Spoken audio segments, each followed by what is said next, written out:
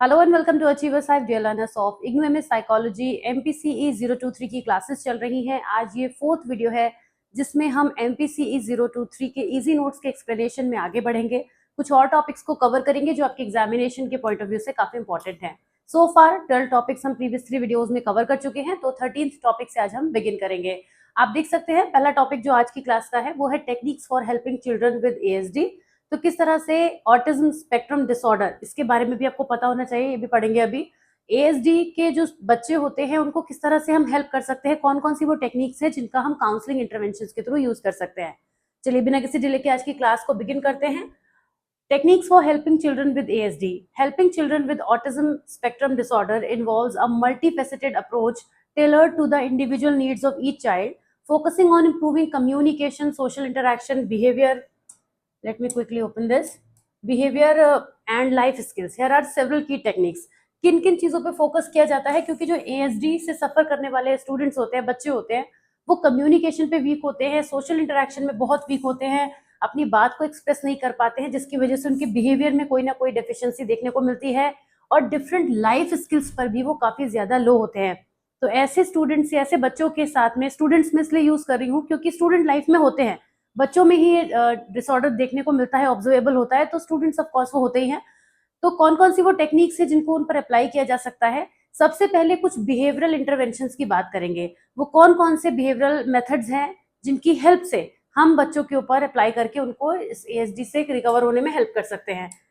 जिसके अंदर आता है applied behaviour analysis, discrete trial training, pivotal response training and positive reinforcement. जब भी बिहेवियर की बात आएगी, बिहेवियर को इम्प्रूव करने की बात आएगी, बिहेवियरल इंटरवेंशन के थ्रू हम बच्चे के बिहेवियर को ही इम्प्रूव करने की बात करेंगे। तो ये कुछ चीजें हैं, जैसे कि कोई भी जो टास्क है, कोई भी स्किल है जो उन्हें सिखाना चाहते हैं, उनको छोटे टुकड़ों में ब्रेक कर देना, टीचेबल कंपोनेंट्स बना देना, क्योंकि उनके लिए बड़ा काम बहुत बड़ा काम है, एक बड़ा पहाड़ है जिसे वो नहीं तोड़ सकते। तो ऐसे में उनको स्ट्रक्चर्ड लेसन्स प्रोवाइड कराना फीडबैक के साथ में, और उनके जो टारगेट्स हैं उनको छोटा कर देना, छोटे छोटे पार्ट्स में डिवाइड कर देना। ये सबसे पहला डिस्क्रीट ट्रायल ट्रेनिंग कहलाता है। Then pivotal response training focused on pivotal areas like motivation and self initiation to promote broader behavioural improvements. उनके अंदर इस तरह के थॉट्स को कल्टीवेट करने की कोशिश करना कि वो कर सकते हैं, जो उनका मोटिवेशन लो होता है किसी भी वजह से, उसको इंक्रीज करने की कोशिश करना। देन पॉजिटिव रीइंफोर्समेंट तो हमेशा ही एक पॉपुलर जो है वो काफी पावरफुल बिहेवियरल टेक्निक है, हमेशा काम करती है। जो हमें पॉजिटिव रीइंफोर्समेंट देना होता है वो तो हम किसी भी तरीके का प्रेज करके, वर्बल प्रेज हो सकता है, कोई गिफ्ट हो सकता है, कोई टॉय हो सकता है, कुछ भी ऐसा मोटिवेशन हो सकता है जिसकी वजह से उनके बिहेवियर में हमें चेंजेस देखने को मिले, तो पॉजिटिव रीइंफोर्समेंट किसी भी फॉर्म में दे सकते हैं। इसके बाद क्योंकि वो कम्युनिकेशन में लैग करते हैं, तो अब हम कम्युनिकेशन स्ट्रेटेजीज पे फोकस करेंगे, जिसमें कई सारी स्पीच लैंग्वेज थेरेपी हो सकती हैं, पिक्चर एक्सचेंज कम्युनिकेशन सिस्टम। अगर आप ये टर्मिनोलॉजी याद नहीं रख पाते हैं, जो कि मैं 100% श्योर हूं आप नहीं रख पाएंगे, तो उसका तरीका क्या है, आप यहाँ पे अप्लाइड बिहेवियर एनालिसिस लिखकर अंदर जो है वो चीजों को इलाबोरेट कर दीजिए। अब मैंने तो यहाँ पे हेडिंग्स में सब हेडिंग्स बनाई है, लेकिन आपके लिए नहीं पॉसिबल होगा, मैं समझ सकती हूँ। लेकिन अगर आपको मेरी यहाँ पे जो बताई हुई बातें थी, अगर आपको ये ध्यान रहा होगा कि अप्लाइड बिहेवियर एनालिसिस में यानी बिहेवियरल इंटरवेंशन जो हमने यूज किए थे, उसमें हमने ये देखा था कि किस किस तरीके से हम बड़े टास्क को बच्चों के लिए स्मॉल बना सकते हैं, किस तरीके से टीचेबल कंपोनेंट्स क्रिएट कर सकते हैं, या फिर उनके मोटिवेशन पर वर्क कर सकते हैं, पॉजिटिव रीइंफोर्समेंट को आप ऐड कर सकते हैं, एग्जाम्पल्स को आप उसमें इंक्रीज कर सकते हैं। तो इस तरीके से अपने कंटेंट को आप पैराग्राफ में भी लिख सकते हैं, ठीक है ना, क्योंकि यहाँ तो मैंने आपको पॉइंटर्स में बना के एक्सप्लेन करने के लिए चीजों को इजी किया हुआ है। अब आप पॉइंटर टू पॉइंटर हर चीज नहीं लिख सकते, वो भी पॉसिबल नहीं होता है, तो आप उस तरीके से लिखिए, कोई प्रॉब्लम नहीं है वहां पे।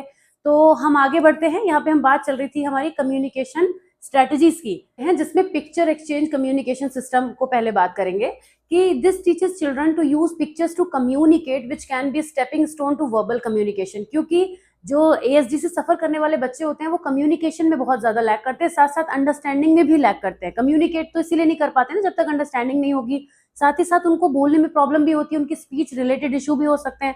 तो ऐसे में क्या होता है कि बच्चों को ये सिखाया जाता है कि वो अपनी बात को पिक्चर्स के थ्रू एक्सप्रेस करें। उनका एक्सप्रेशन जब पिक्चर्स के थ्रू निकलेगा तो वो कैसे निकल सकता है, या तो वो कुछ ड्रॉ करें, बट हमेशा वो ड्रॉ करके भी एक्सप्लेन नहीं कर पाएंगे, तो वो अपने आसपास मौजूद चीजों को भी यूज कर सकते हैं अपनी बात को कन्वे करने के लिए। तो ऐसा करने से जो है उनकी बात बेहतर तरीके से कम्युनिकेट हो पाती है। ऑगमेंटेटिव एंड ऑल्टरनेटिव कम्युनिकेशन भी यूज हो सकता है। बहुत सारे ऐसे एप्स होते हैं, एप्लीकेशंस होती हैं जिनका यूज अगर बच्चों को सिखाया जाए, आजकल के बच्चे जो होते हैं इस चीजों में फास्ट होते हैं, कवर कर लेते हैं, तो उनके लिए वो चीजें ईजी हो जाती हैं। Then come social stories. बहुत सारे ऐसे शॉर्ट नैरेटिव्स हो सकते हैं, सिचुएशंस हो सकती हैं जिनकी हेल्प से हम बच्चों को ये सिखा सकते हैं कि सोशल एनवायरनमेंट में कैसे डील करना है, क्योंकि बच्चे सोशल स्किल में भी बहुत ज्यादा लैक करते हैं, एएसडी से सफर करने वाले बच्चे। और ऐसे सभी बच्चे जो एएसडी से सफर करते हैं उनके अंदर सोशल स्किल्स में बहुत ज्यादा गिरावट देखी जाती है कि वो बहुत ज्यादा इंट्रोवर्ट भी होते चले जाते हैं, अपनी बात नहीं कह पाते हैं, दूसरों के साथ में एडजस्ट भी नहीं हो पाते, एडजस्टमेंट इशू भी देखने को मिलते हैं। तो कैसा बिहेवियर उनका होना चाहिए, क्या आउटकम्स होने चाहिए, किस तरह से सोशल एनवायरनमेंट में बिहेव करना चाहिए, ये दिखाने के लिए हम डिफरेंट सोशल स्टोरीज का यूज कर सकते हैं। और स्टोरीज में भी ये नहीं है कि हमने उन्हें कोई बात बता दी, सुना दी तो वो समझ जाएंगे, ऑफकोर्स, क्योंकि कम्युनिकेशन की प्रॉब्लम है, अंडरस्टैंडिंग की प्रॉब्लम है, तो ये भी प्रॉब्लम आएगी। तो ये अगेन आप इन सारे बातों को समराइज कर सकते हैं एक पैराग्राफ में, जिसमें आप मेंशन करेंगे कि with the help of different social stories which can be shown in the form of pictures और in the form of any movie, तो इसकी हेल्प से भी जो बच्चे हैं उनके अंदर कम्युनिकेशन को डेवलप किया जा सकता है। Then come social skill training. Social skill training की जब बात आती है तो इसका मतलब ये हो गया कि उनको ऐसे एनवायरनमेंट को प्रोवाइड कराना जिसमें वो सोशल स्किल्स एक्वायर कर सकें। अभी तो वो सीख रहे हैं, जान रहे हैं, लेकिन हैंड्स ऑन एक्सपीरियंस भी तो चाहिए। तो इसीलिए ऐसे सोशल स्किल ग्रुप में उनको कनेक्ट करना जहाँ पे उनका भी नंबर आए किसी काम को करने का, चाहे वो छोटे से छोटी एक्टिविटी क्यों ना हो, लेकिन उन्हें कुछ करने को मिले उस ग्रुप में, उस ग्रुप में इन्वॉल्वमेंट हो उनका, प्रैक्टिकली वो कुछ कर पाए। तो ऐसे सोशल स्किल ग्रुप से उनको जोड़ने की कोशिश करना। ये सोशल स्किल ग्रुप कहाँ डेवलप होंगे? क्लासरूम में हो सकते हैं, टीचर कर सकते हैं, या फिर अगर काउंसलर हैं उनके पास इस तरीके के स्टूडेंट्स हैं, बच्चे हैं, तो उन्हीं के बीच में ऐसे बच्चों के साथ उनको जोड़ने की कोशिश करना जो उनसे थोड़ा बेटर हो और उनसे वो कुछ सीख पाए। सोशल स्किल ट्रेनिंग दी जा सकती है जिसमें कि पीयर मीडिएटेड इंटरवेंशन हो सकते हैं। ऐसे बहुत सारी एक्टिविटीज जिसमें दोस्तों के साथ में या बच्चों के साथ में, अपनी सेम एज ग्रुप के बच्चों के साथ में वो कनेक्ट हो पाते हैं और वो ये देखते हैं कि जो मेरे जैसा दिखने वाला, मेरे बराबर जो बच्चा है वो इस चीज को कर रहा है तो मैं भी कर पाऊँ। बच्चे मोटिवेटेड भी होते हैं, तो ऐसे इंटरवेंशन का भी यूज किया जा सकता है। Then come sensory integration therapy. Sensory integration therapy में क्या होगा? सेंसरी डाइट्स देना, customized activities to address sensory sensitivities or seeking behaviors, helping children cope with sensory overload or under stimulation through activities like swinging, deep pressure और tactile play।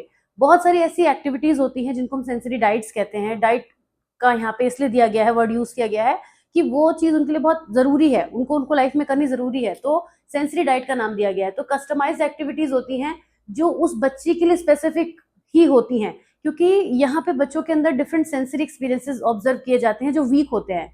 तो कोई भी ऐसा action, कोई भी ऐसी एक्टिविटी जो एक पर्टिकुलर सेंसरी एक्टिविटी से रिलेटेड होगी, सेंसरी एक्शन से रिलेटेड होगी, उसमें बच्चे को इन्वॉल्व कराया जाए जिससे कि उनकी सेंसरी डाइट अच्छी हो और उनको सेंसरी इंटीग्रेशन थेरेपी दी जा सके।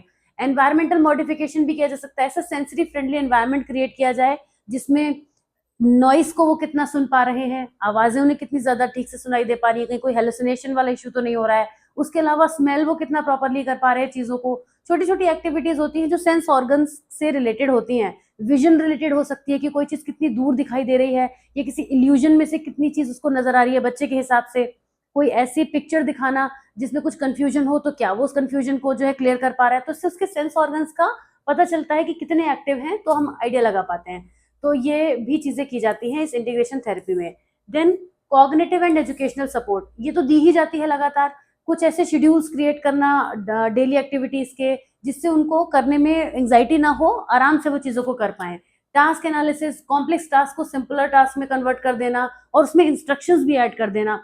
जैसे कि कई बार हम क्या करते हैं, जैसे मैथ्स में बच्चों को पढ़ाते वक्त मैंने तो बहुत ट्राई किया, इस चीज को बहुत हेल्प मिलती है। कुछ बच्चे जो होते हैं ना, वो मैथ्स को बहुत ज्यादा डरते हैं, बहुत ही ज्यादा डरने वाले बच्चों की मैं बात कर रही हूँ। तो ऐसे में क्या किया जाता है, उन स्टूडेंट्स को पहले सब कुछ समझा दिया, सारे क्वेश्चन समझा दिए कैसे होगा बोर्ड पे, एवरीथिंग उनकी समझ में आ गया, लेकिन जब वो करने लगेंगे तो उन्हें समझ नहीं आएगा, तब उनको लगेगा कि हम खुद कैसे करें, हम समझ तो रहे हैं लेकिन कर नहीं पा रहे हैं। तो ऐसे केस में हम क्या करते थे कि उन स्टूडेंट्स को स्टेप्स लिखवाते थे। मैंने खुद भी ये चीज जो है आप लोगों के स्टैटिस्टिक्स के न्यूमेरिकल में यही की है, जिससे कि आप जितनी बार उन स्टेप्स को देखेंगे ना, बार बार देखेंगे तो याद होंगे। तो उसकी कॉपी पर या तो अपने हाथों से लिख दिया या उससे खुद लिखवाया कि हम किसी भी क्वेश्चन को सॉल्व करें तो स्टेप 1 हमारा ये होगा, स्टेप 2 ये होगा, स्टेप 3 ये होगा। और उससे क्या होगा, जब बच्चा उस काम को करने को लगता है ना, तो वहां पे उसको, वो पूरे को नहीं देखता है, वो स्टेप 1 को देखता है, स्टेप में चलता है। स्टेप 1 उसने देखा, फिर स्टेप 2 देखा, 3 देखा, और उसके बाद वो उस क्वेश्चन को, उसे पता नहीं चलेगा वो कहाँ एंड तक आधा चला गया उसे कैलकुलेट करते हुए, क्योंकि वो उसकी चीज जो है वो पार्ट्स में ब्रेक हो गई है। आप लोगों की जो MPC 006 के न्यूमेरिकल की मैंने वीडियो बनाई है उसमें मैं पहले यही करती थी, पहले बोर्ड के आधे तरफ में स्टेप्स ही लिख देती थी। अब आप स्टेप्स देखो और फिर देखो कि क्या करना है, तो इससे एक तो कनेक्शन बनता था, क्योंकि मुझे भी ये मान के चलना पड़ता है कि मैं जिन्हें पढ़ा रही हूँ मुझे नहीं पता कि वो मैथ्स बैकग्राउंड के बच्चे हैं कि नहीं है, तो सबको एक जैसा समझने के लिए एक बहुत अच्छा तरीका है। आप इसे अपनी टीचिंग मेथड्स में, अगर आप एक टीचर है तो यूज कीजिएगा, बहुत काम की चीज है। मैंने तो इसका बहुत ज्यादा बेनिफिट लिया है और मेरी तो ये हैबिट में भी है कहीं ना कहीं पढ़ाते वक्त, इसीलिए भी मुझे मुझे खुद भी ध्यान नहीं था कि मैंने ये MPC 006 की सीरीज में खुद यही यूज किया। अभी आप लोगों को बता रही हूँ तो मेरे डॉट्स कनेक्ट हो गए। तो ये वाली चीज मैं आपको बता रही थी, कहाँ थी जाने, हाँ यहाँ पे आपको मैं बता रही थी कि कॉम्प्लेक्स टास्क को सिंपल टास्क में कन्वर्ट कर देना, ऐसे इंडिविजुअलाइज्ड एजुकेशन प्रोग्राम बनाना। अब देखिए ये भी तो इंडिविजुअलाइज्ड एजुकेशन प्रोग्राम का एक छोटा एग्जाम्पल ही हो गया कि जो स्टूडेंट है वो मैथ्स का बड़ा क्वेश्चन नहीं कर सकता, तो हमने क्या किया, हमने उसके छोटे छोटे पार्ट्स में उसको डिवाइड कर दिया, वो उसके लिए ही है वो मेथड। ऐसा करने से जब वो कॉपी में स्टेप्स देखेगा क्वेश्चन करेगा, स्टेप्स देखेगा क्वेश्चन करेगा, तो वो करता चला जाएगा। तो और भी मेथड हो सकते हैं, ये कोई एक ऐसा नहीं कि कोई अकेला मेथड है, वो तो बच्चे की नीड पर डिपेंड करता है। फिर पेरेंट ट्रेनिंग एंड सपोर्ट, जो पेरेंट्स होते हैं ना उनको ट्रेन करना बड़ा जरूरी है, क्योंकि बच्चा दो जगह ही रहता है, या तो स्कूल में या घर में, तो ऐसे में पेरेंट्स के साथ भी उसका अच्छा खासा टाइम स्पेंड होता है। तो अगर पेरेंट्स को गाइडेंस होगी कि किस तरह से ऐसे बच्चों को हैंडल करना है, तो वो भी अच्छे से चीजों को कर पाएंगे। वरना पेरेंट्स का जो है कई बार बड़ा इनडिफरेंट बिहेवियर हो जाता है अपने बच्चों के प्रति। हालांकि हर पेरेंट्स अपने बच्चों को बहुत प्यार करते हैं, लेकिन एट टाइम्स वो इरिटेट हो सकते हैं, तो उन्हीं चीजों को संभालने के लिए पेरेंट्स को भी ट्रेनिंग देनी होगी। फैमिली की सपोर्ट ऐसे बच्चों को मिलना बहुत जरूरी है। कोप करना, अच्छा कोपिंग ना केवल बच्चे के लिए है, वो तो है उस ट्रबल में, वो तो कहीं ना कहीं उसमें एडजस्टेड है, लेकिन पेरेंट्स और फैमिली नहीं है, तो वो कैसे कोप करेंगे ऐसे डिफिकल्ट सिचुएशन के लिए, वो भी जरूरी है। देन ऑक्यूपेशनल थेरेपी, कुछ ऐसे फाइन मोटर और लाइफ स्किल्स की ट्रेनिंग देना बच्चे को, जिससे कि उसको ये फील ना हो कि मैं पूरी तरीके से डिपेंडेंट हूँ। जैसे छोटे बच्चे होते हैं ना, कपड़े नहीं बदल पाते, शूज नहीं पहन पाते, ऐसी भी प्रॉब्लम्स होती है बच्चों के साथ में, तो वो चीजें उन्हें सिखाना कि आप उन कामों को करने की कोशिश कीजिए, तब हम बच्चे को पॉजिटिव रीइंफोर्समेंट देंगे, उसके पेरेंट्स उसको पॉजिटिव रीइंफोर्समेंट देंगे, अरे वाह आज तो मेरे बेटे ने बहुत अच्छे से अपने शूलेस ट्राई किए हैं। तो ऐसे में क्या होगा, वो बच्चे को लगेगा हाँ ये काम तो मैंने अच्छा किया है, वो काम बड़ा नहीं है लेकिन उसने किया है, तो हमें उसको ये महसूस कराना है कि बड़ा है।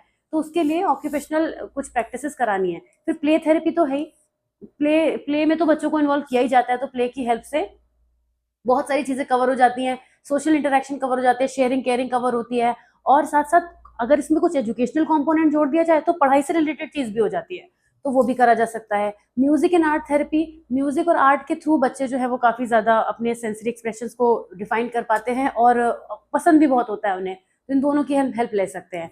फिर मेडिकेशन मैनेजमेंट, अब ये भी देखना होगा कि कहीं बच्चे को कोई ऐसी मेडिकेशन की रिक्वायरमेंट तो नहीं है, तो उसके लिए हम उसको उसके जो साइकियाट्रिस्ट हैं या जो डॉक्टर हैं उनसे कंसल्ट करके ही वही देंगे, हमें तो कंसल्ट करके दवाइयाँ नहीं देनी है।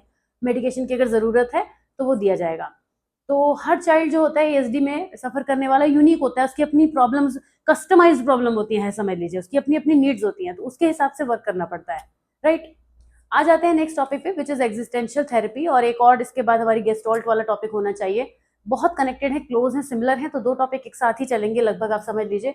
एग्जिस्टेंशियल थेरेपी एक बार दिखा देती हूँ मैं फटाफट से आपको, इसको हम कवर करेंगे, और फिर हम गेस्टॉल्ट पे आ जाएंगे। तो चीजें बिल्कुल, ये तो मैं बहुत तेजी से पढ़ाने वाली हूँ आपको, क्योंकि गेस्टॉल्ट थेरेपी में कुछ चीजें हमारी वो है बहुत ज्यादा सिमिलर है। आ जाते हैं जल्दी से अपने टॉपिक की तरफ, विच इज, मुझे ब्रेक भी लेना है, लेकिन सोच रही हूँ पहले एक टॉपिक तो कवर कर ही लूँ, फिर लेती हूँ ब्रेक। एग्जिस्टेंशियल थेरेपी पर, एग्जिस्टेंशियल थेरेपी जो कि ह्यूमनिस्टिक एग्जिस्टेंशियल थेरेपी भी कहलाती है, is a philosophical approach to psychotherapy that focuses on the human condition as a whole. Rooted in existential philosophy, it emphasizes individual freedom, personal responsibility, then inherent search for meaning in life, और उसके कुछ की aspects है उसकी बात करेंगे। लेकिन बात करने से पहले मैं आपको एक चीज समझा दूं कि जो एग्जिस्टेंशियल थेरेपी है वो, उसको हम ह्यूमनिस्टिक एग्जिस्टेंशियल भी कहते हैं, ये एग्जिस्टेंशियल फिलोसफी से रूटेड है, वहां से निकली है, और ये हर पर्सन के दो चार चीजों पे बहुत ज्यादा फोकस करती है। इंडिविजुअल फ्रीडम पे बात करती है, हर पर्सन अपनी रिस्पॉन्सिबिलिटी ले सकता है, केपेबल होता है, इस पे बात करती है, और हर पर्सन अपनी लाइफ का मीनिंग सर्च करने की कोशिश करता है। और सेल्फ एक बहुत ही इंपॉर्टेंट टर्म होती है जिसको इसमें समझा जाता है, ठीक है। अगर हमने सेल्फ को अंडरस्टैंड कर लिया तो मतलब हमने लाइफ में बहुत कुछ एक्वायर कर लिया। तो इसकी कुछ की कंपोनेंट्स हैं जिनके बारे में हम बात करते हैं। सबसे पहले है existence proceeds essence. Individuals define themselves through their action, choices and experiences rather than being born with a fixed essence or predetermined identity. ये कॉन्सेप्ट ये कहता है यहाँ पे, जिसमें ये कहा जाता है एग्जिस्टेंशियल अप्रोच में, कि हर पर्सन अपनी लाइफ में जो भी एक्शंस लेता है, जो भी चॉइसेस बनाता है, जो भी उसके एक्सपीरियंसेस होते हैं, वो उसे डिफाइन करते हैं, वो भी मैटर करते हैं. हम ये नहीं कह सकते कि हमारे अंदर तो इनबॉर्न कैरेक्टरिस्टिक्स ऐसी थी इसलिए हम ऐसे हैं. हम चेंजेस ला सकते हैं, हम खुद को बदल सकते हैं. ये चीज यहाँ पे कही जाती है. Human dilemmas, the therapy addresses 4 primary existential concerns: death, freedom, isolation and meaninglessness. और ऑथेंटिसिटी इसमें एक और ऐड किया गया था बाद में. तो ह्यूमन डिलेमास का क्या मतलब है? यहाँ पे ये कहते हैं कि the inevitability of death and how it affects one's life choices. यानी कि जो हमारी डेथ है उसका होना निश्चित है, हमें पता है, लेकिन उसको सोचते हुए हम अपनी लाइफ में किस तरह से चॉइसेस बनाते हैं कि हमें एक दिन तो जाना ही है, तो अगर हम आराम से भी बैठे रहेंगे तो कुछ फर्क नहीं पड़ेगा, चले तो वैसे भी जाएंगे. लेकिन नहीं, अपनी लाइफ को हम, जो हमारी लाइफ जर्नी है उसको हम कितना बेटर बना सकते हैं, ये हमारे हाथ में है. Freedom, the realisation that we are free to make our own choices but also responsible for the consequences. हम एक तरफ फ्री तो हैं कि हम जो लाइफ में करना चाहते हैं वो कर सकते हैं, लेकिन उनसे किन कॉन्सिक्वेंसेज पर हम पहुंचेंगे वो भी हम सोचना हमारी जिम्मेदारी है. Isolation, the existential loneliness that can come from recognizing one's unique existence. जब हम ये रियलाइज करते हैं कि हम एज एन इंडिविजुअल ही सब कुछ है, हमारी इंडिविजुअलिटी हम पर ही इफेक्ट करेगी, हमारे लिए ही है, तब हम ये भी समझ पाते हैं कि आइसोलेशन नाम की भी कोई चीज होती है. मतलब हम अकेले हैं और हमें अकेले ही चीजों को बेहतर तरीके से करना है. Then meaninglessness, the struggle to find और create meaning in life amidst an indifferent और कायोटिक वर्ल्ड. यानी कि जो हमारा स्ट्रगल है कि हमारी लाइफ का मीनिंग क्या है, वो हमें ये चीजें भी अंडरस्टैंड कराता है कि कई बार हम मीनिंगलेसनेस पर भी पहुंच सकते हैं, हम स्ट्रगल कर सकते हैं इन चीजों को फाइंड आउट करने में. Things are not going to be easy. Then encouraging clients to live in accordance with their true self rather than confronting या कन्फॉर्मिंग टू सोसाइटल एक्सपेक्टेशन और हाइडिंग बिहाइंड रोल्स. हम यहाँ पर जो थेरेपिस्ट होते हैं वो इस ऑथेंटिसिटी को मेंटेन करते हैं कि आपको अपने ट्रू सेल्फ के साथ जीना है, इसलिए नहीं जीना है कि सोसाइटी की एक्सपेक्टेशन के हिसाब से आपको कैसे चलना है. अब बात आती है कि इसके अंदर यूज होने वाले थेराप्यूटिक प्रोसेसेस कौन कौन से हैं. क्लाइंट थेरेपिस्ट रिलेशनशिप, जो ऑफ कोर्स एक इंपॉर्टेंट चीज होती है. ह्यूमनिस्टिक अप्रोच में ये चीज बहुत इंपॉर्टेंट हो जाती है कि जो क्लाइंट और थेरेपिस्ट का रिलेशनशिप है वो कैसा है, क्योंकि यहाँ पर जो थेरेपिस्ट होते हैं वो एक फैसिलिटेटर का काम करते हैं, जो क्लाइंट होता है उसको ही चीजें ज्यादा करनी होती हैं. प्रीवियस कई वीडियो में ये बात मैंने बहुत बार कही होगी, शायद आपको, आपने ध्यान से सुना होगा तो आपको पता ही होगा. यहाँ पे प्रेजेंट पे फोकस किया जाता है, प्रेजेंट पे फोकस किया जाता है. वापस आ जाते हैं यहाँ पे. Focus on the present, emphasis is placed on present experience, helping clients to be more aware of their current state of being, thoughts and feeling. मतलब आप अपने प्रेजेंट पे फोकस करेंगे तो जाहिर सी बात है आप आगे बढ़ पाएंगे, आगे का सोच पाएंगे. अगर पास्ट में स्टक रहेंगे तो आगे नहीं बढ़ पाएंगे.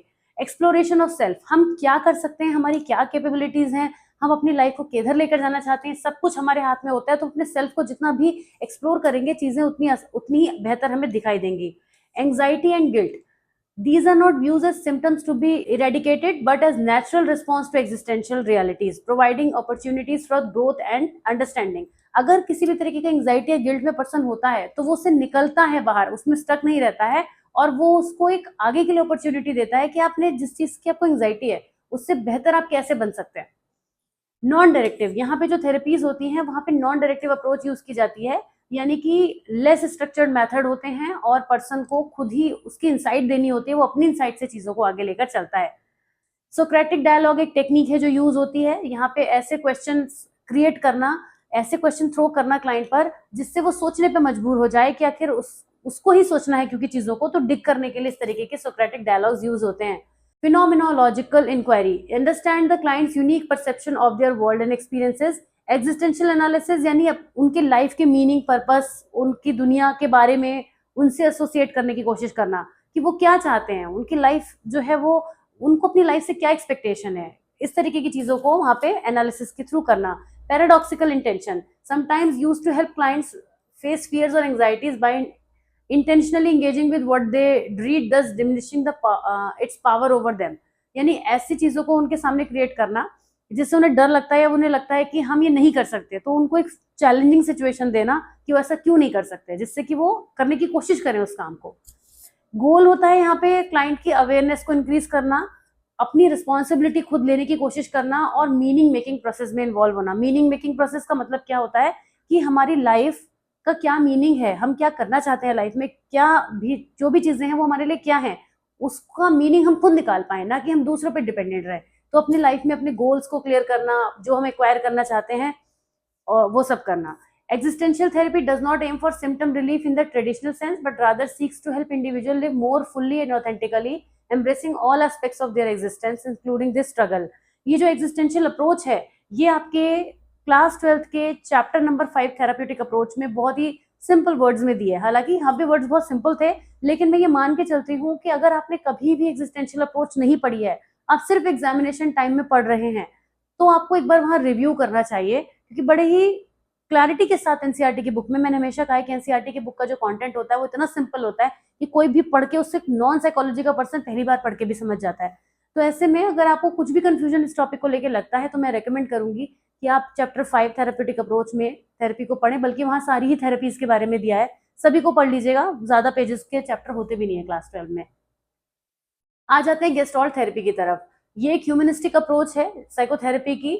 इसमें क्या चीजें अलग होती हैं, बहुत कुछ तो आपको कॉमन लगेगा, आपको ये लगेगा कि गेस्टॉल्ट में और उसमें फर्क ही क्या था, हमें समझ नहीं आ रहा है, बस थेरेपी देने वालों का फर्क था, और कुछ चीजें क्योंकि एक ही एरा में एक ही फेज में दी गई हैं, तो जाहिर सी बात है उस एरा का, उस इज्म का इफेक्ट तो होगा, चीजें तो वो कंसीडर होंगी होंगी। तो क्या डिफरेंस है ये देखते हैं। गेस्टॉल्ट थेरेपी एक ह्यूमनिस्टिक अप्रोच है साइकोथेरेपी की, जो किस चीज पर एम्फेसाइज करती है, personal responsibility, self awareness and the present moment. तो यही आपने अभी पढ़ा था।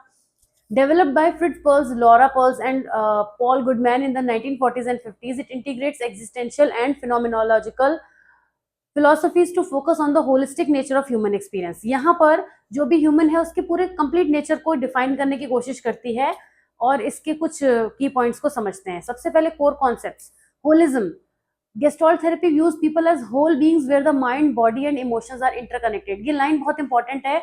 इस एक बात में आपको डिफरेंस फील होगा कि जो अभी हम पढ़ रहे थे उससे कैसे अलग है, क्योंकि जो गेस्टॉल्ट्स थे ना, वो ये मानते थे कि हमारा कोई भी एक्शन एक होल होता है, WHOLE, यानी कि किसी भी एक्शन को, और ये कोई भी ऑब्जेक्ट है, कोई भी ऑब्जेक्ट हमारे आसपास एग्जिस्ट करता है, वो अपने आप में एक वैल्यू रखता है। होल का मतलब हो गया उसकी खुद की इंपॉर्टेंस है। जैसे कि एग्जाम्पल के लिए, अगर अभी मुझे कुछ ऑब्जेक्ट नहीं मिल रहा है, एज्यूम करा देती हूँ, कोई बात नहीं, आपके पास एक फ्लावर पॉट है, राइट, तो उसमें पॉट्स भी हैं और फ्लावर्स भी हैं। उनका ये मानना है कि वो जो पॉट है वो आपको फ्लावर पॉट तब दिखता है जब आप उसके अंदर फ्लावर्स डालते हैं, अदरवाइज वो पॉट है और फ्लावर्स अलग हैं। पर उनका ये मानना है कि वो फ्लावर्स की अपनी इंपॉर्टेंस है और पॉट की अपनी इंपॉर्टेंस है, दोनों एज अ होल कुछ वैल्यू रखते हैं।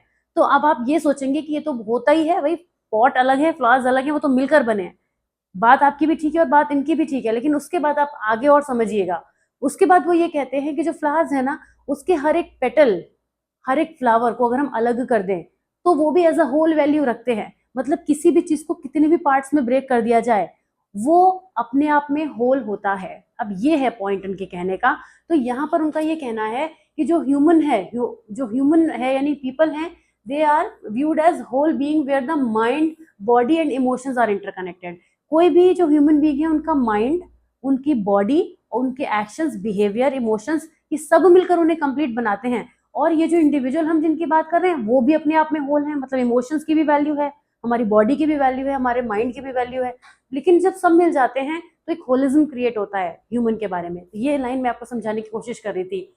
The focus is on the whole rather than fragmented parts. उनका कहना है कि जो होल है, मतलब एज अ ह्यूमन हम तब निकल कर आते हैं बेहतर जब हम सब चीजों से जुड़ जाते हैं। फ्रेगमेंटेड पार्ट्स का ये बिल्कुल मतलब नहीं है कि उनकी वैल्यू नहीं है, ये भी समझिएगा। आपको यहाँ पर ऐसा लग सकता है कि इनके लिए फिर इसका मतलब बॉडी एक्शन नहीं, सबकी वैल्यू है, लेकिन वो जब सब मिलकर एज अ ह्यूमन बीइंग हमें बनाते हैं तो हम कुछ और एक्स्ट्रा कैरेक्टरिस्टिक्स पजेस करने लगते हैं जो हमारे लिए ही बेहतर होंगी, जिनका हम यूज कर सकते हैं। तो इस तरीके से वो होलिज्म के कॉन्सेप्ट को क्लियर करते हैं। फिर बहुत सारी बातें सिमिलर लगेंगी आपको। Emphasis is placed on the present experience rather than past. ये भी आपने पढ़ा ही था कि यहाँ पे हमें अवेयरनेस लानी होती है उनकी करंट फीलिंग, थॉट और बिहेवियर को लेके। हियर एंड नाउ का प्रोसेस चलता है। अवेयरनेस इसलिए जरूरी होती है क्योंकि जब कोई पर्सन खुद को समझ पाएगा ना, वो समझ पाएगा कि वो एज अ ह्यूमन बीइंग कितना इंपॉर्टेंट है, तो ही वो आगे चीजों को कर पाएगा। Unfinished business, dealing with unresolved issues और unfinished business from the past that affects present functioning. This might involve exploring old wounds और unexpressed emotion.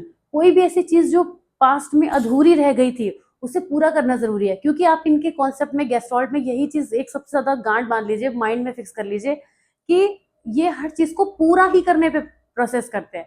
तो ये कहते हैं अगर कुछ भी पास्ट में कुछ है जो पेंडिंग रहा है, कोई भी अनफिनिश्ड टास्क रहा है, कोई भी ऐसी चीज है जो रिलेशनशिप है जो अधूरा रहा है, या कुछ भी कोई भी वर्क है जो आपने नहीं किया, कोई ऐसी डिजायर थी जो पीछे छूट गई है, उसको पूरा करके ही आप आगे बढ़िए। क्योंकि वो एज अ होल जब होगी ना, इनकम्प्लीट रहेगी तो आपको प्रॉब्लम करेगी। उसको कंप्लीट कैसे बना सकते हैं हम, उसे कंप्लीट बना सकते हैं उसको पूरा करके प्रोसेस को। तो वो ये चीज कहते हैं कि उसको भी हमें एक्सप्लोर करना जरूरी है। Contact and resistance therapy examines how individual make or avoid contact with others and themselves, looking at resistance as a meaningful part of one's coping strategy or protection mechanism. Gestalt ये कहते हैं कि कई बार हम कुछ लोगों से किसी कांटेक्ट को अवॉइड करते हैं या फिर किसी कांटेक्ट को बिल्ड करने की कोशिश करते हैं, तो कई बार रेजिस्टेंस भी हमारी लाइफ में एक मीनिंगफुल पार्ट हो सकता है कि हम किसी पर्सन को अपने लाइफ में ना आने दें, किसी ऐसी सिचुएशन को रेजिस्ट करने की कोशिश करें जो हमारे लिए हार्मफुल हो सकती है।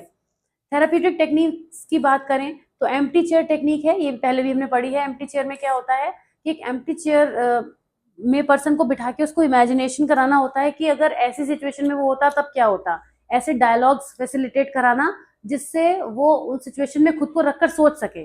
Dream work, dreams are not interpreted by the therapist but explored by the client to uncover personal meanings and insights. कोई भी ऐसा थॉट, कोई भी ड्रीम जो इनकम्प्लीट है, अधूरा रह गया है, उसको इनसाइट के थ्रू बाहर निकालने की कोशिश करना। Exaggeration, encouraging the amplification of gestures or expression to make clients more aware of their emotions or body language.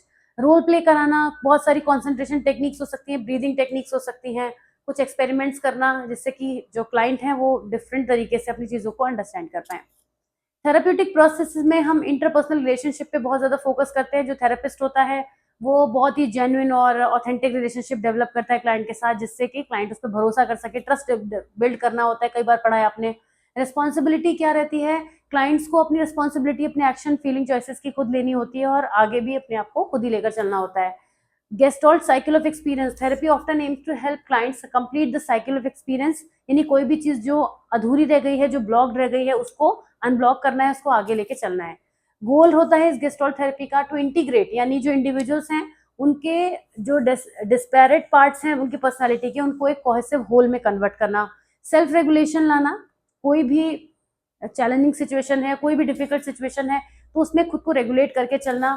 Authentic living, encouraging clients to live more fully to the present और self acceptance के साथ, emotional honesty के साथ चलना। तो gestalt therapy जो होती है वो इंडिविजुअल को बहुत ज्यादा अवेयर करती है। ये सब बातें हैं जो आपने पढ़ी हैं।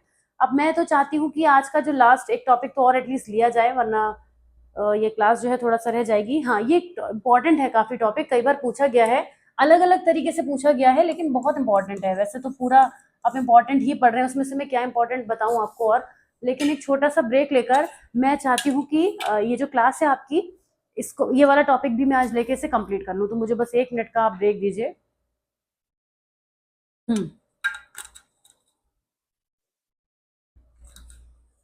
अब हम बात करेंगे ऐसे कौन से 10 कॉमन कॉग्निटिव डिस्टॉर्शंस हैं और फिर उनमें हम कौन कौन सी टेक्निक्स यूज कर सकते हैं जो कि कॉग्निटिव बिहेवियर थेरेपिस्ट यूज करते हैं। उन थेरेपीज के, उन टेक्निक्स की हम बात करेंगे।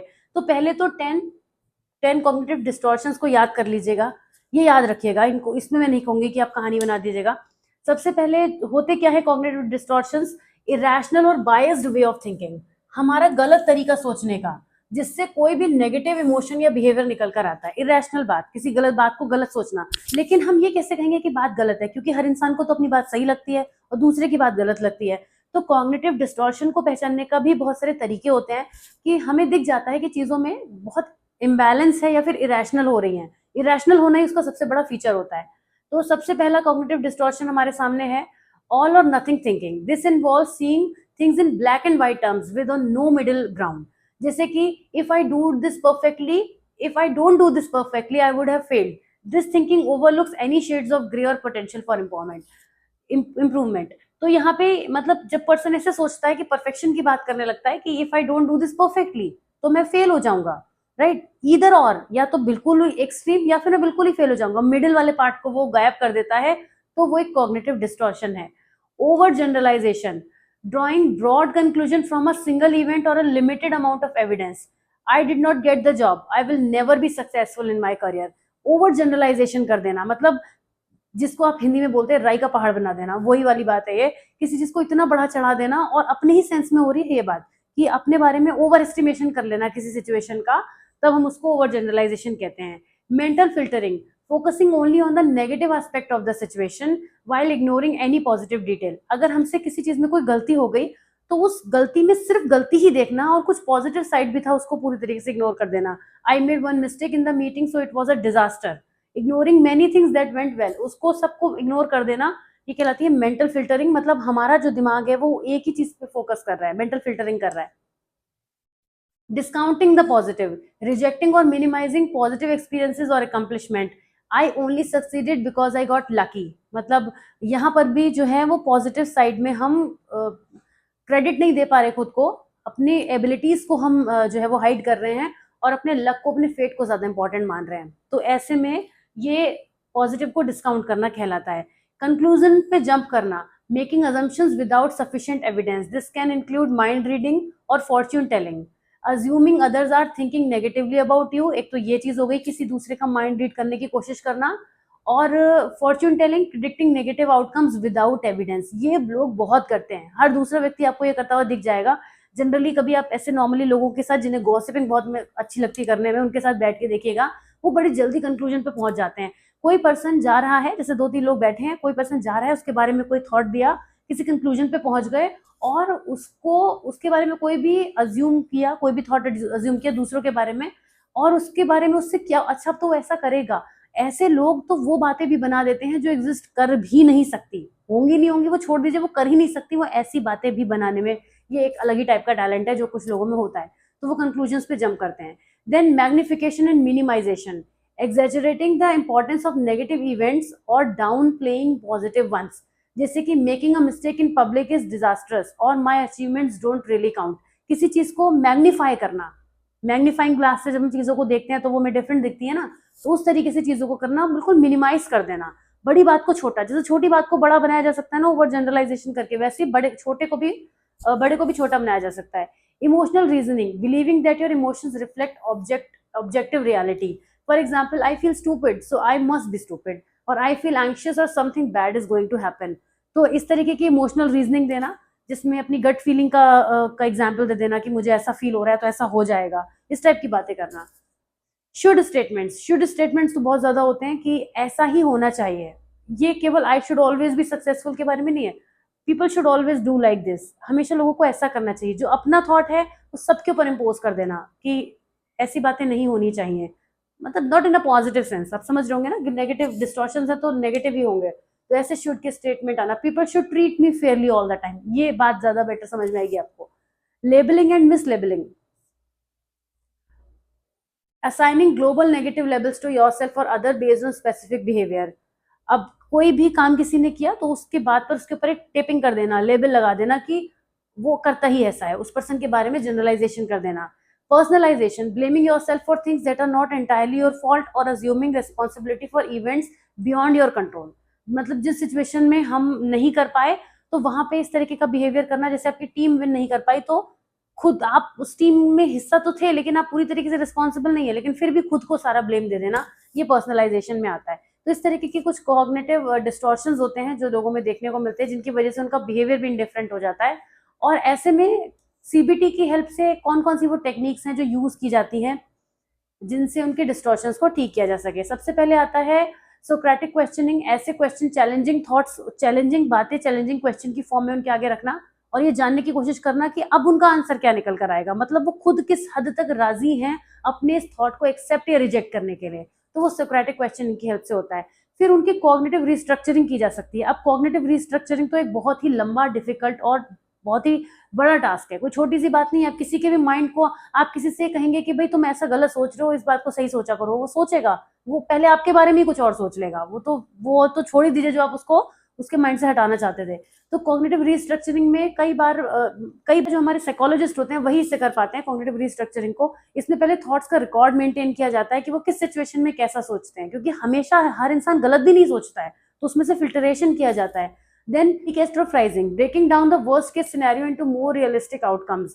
इसमें क्या होता है, कॉग्निटिव टेक्निक है जो चैलेंजिंग बातों को फिल्टर करता है, मतलब क्या नेगेटिव थॉट्स है उनका फिल्टरेशन किया जाता है। Behavioural experiments, clients are encourage to test the validity of their belief. जो बातें वो कह रहे हैं उन पे उनको टेस्ट करने को कहा जाएगा कि आप अगली बार से भी इस बात को बिना टेस्ट करे नहीं करेंगे। तो देखा जाता है ऐसे में पर्सन कितना करने की कोशिश कर रहा है। रियलिटी टेस्टिंग, किसी के थॉट को उसकी रियलिटी से टेस्ट करने की कोशिश करना। अगर कोई एविडेंस मौजूद है तो हम खुद भी ये काम कर सकते हैं, जरूरी नहीं है कि वो खुद ही करे। Identifying and challenging core belief, exploring deeper often automatic beliefs that fuel distortion like I must be perfect or I am unlovable and working to modify these with evidence to the contrary। उनसे पूछा जाए कि आप ऐसा क्यों सोचते हैं कि आपको हमेशा परफेक्ट होना चाहिए, तो उनके उन डिस्टॉर्शंस में कुछ चैलेंजिंग सिचुएशंस डालना जिससे वो आंसर कर पाए। माइंडफुलनेस एंड एक्सेप्टेंस, माइंडफुलनेस सिखाना जिससे कि आप बिना जजमेंट के चीजों को एक्सेप्ट करना सीखें। जब एक्सेप्टेंस आएगा तो इतना ज्यादा जजमेंट नहीं करता इंसान। रीएट्रीब्यूशन, क्लाइंट्स को ये सिखाना कि कोई भी जो कॉज होता है, कोई भी सिचुएशन होती है उसके पीछे कोई कॉज होता है, तो जब हम कॉज असाइन करते हैं जिसको एट्रीब्यूशन कहते हैं सोशल साइकोलॉजी में, तो उस प्रोसेस को समझाना कि हमेशा हम किसी चीज को कॉज दे दें ये जरूरी नहीं है, हमें रुककर समझकर ठहरकर सोचना चाहिए। Cognitive continuum, for all or nothing thinking, therapist might use a scale to show clients that situation have many shades। हर बात के बहुत सारे डिग्रीज हो सकते हैं, बहुत सारे कॉन्टिनम हो सकते हैं। तो यही चीज समझाना कि आप जो इधर और पे चले गए हैं उसके बीच में भी रुककर सोचिए। रोल प्ले कराने से क्या होता है, पर्सन को समझ में आता है कि जिस सिचुएशन में मैं दूसरे को जज कर रहा हूँ, अगर मैं खुद उस सिचुएशन में हूँगा तो कैसे क्या होगा, तो वो चीजों को अंडरस्टैंड कर पाता है। इसके अलावा काफी सारे होमवर्क और असाइनमेंट भी दिए जाते हैं जो उनकी मेंटल फिल्टरिंग के लिए जरूरी होते हैं। जर्नलिंग हो सकती है, बहुत सारी चीजें उसमें हो सकती हैं। तो इन सब टेक्निक्स का यूज करके कॉग्निटिव बिहेवियरल थेरेपिस्ट जो है वो क्लाइंट को एक रियलिस्टिक सिचुएशन की तरफ लेके जाते हैं। तो ये था आज का वीडियो। नेक्स्ट वीडियो में हम आगे बात करेंगे फ्रॉइड की थेरेपी और जो भी है थ्योरी है पर्सनालिटी की, जो भी आगे के टॉपिक्स रहेंगे।